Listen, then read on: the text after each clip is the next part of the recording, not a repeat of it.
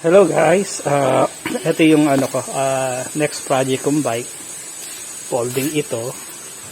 Actually galing ito sa province, hindi na ginagamit. So ngayon, i-restore natin to. So ayan yung condition niya ngayon. Medyo, ayan, obviously, ang dumi-dumi. Then kinalawang na yung mga nuts niya. And ito yung rear. So medyo matigas na rin yung gulong niya. And pagdating dito, ayan yung mga brake system niya. Maayos pa iba, pwede pang restore.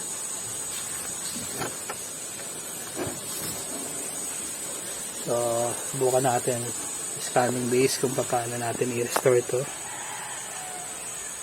Ayan yung niya, RD niya,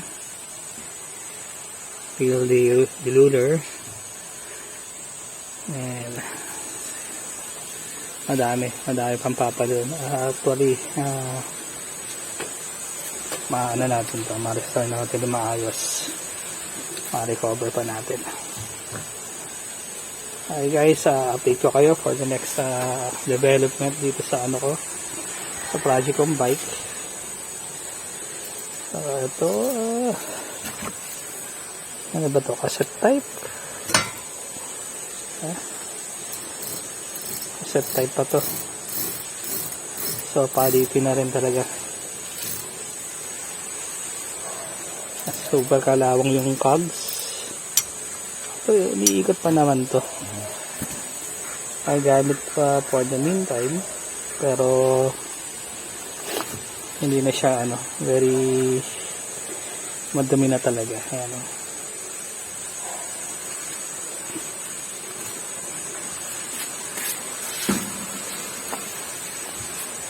So, ang size ng gulong niya is 1.35.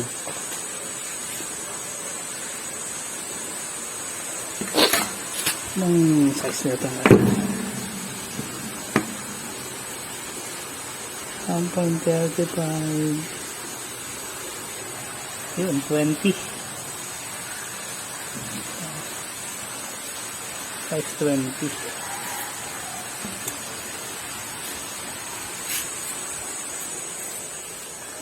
Ayan, naging tambakan na itong sakay namin. Sorry, ito naman sa photobooth ko.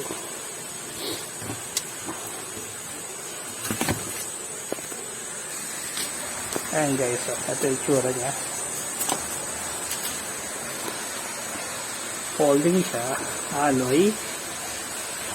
Brand niya is Super Light Sinister. Then siya talagang kailangan pinturahan na to.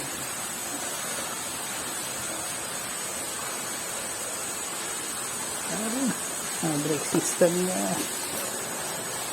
1x na rin.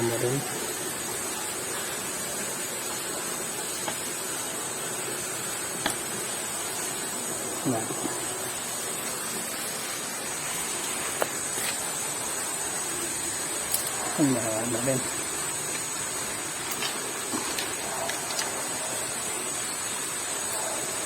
Bigot pa.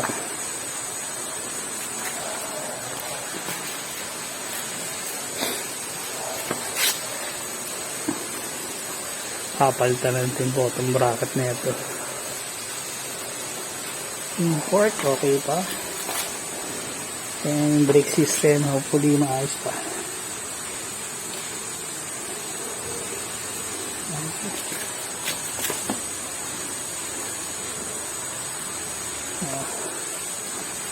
Okay guys, dito na lang muna.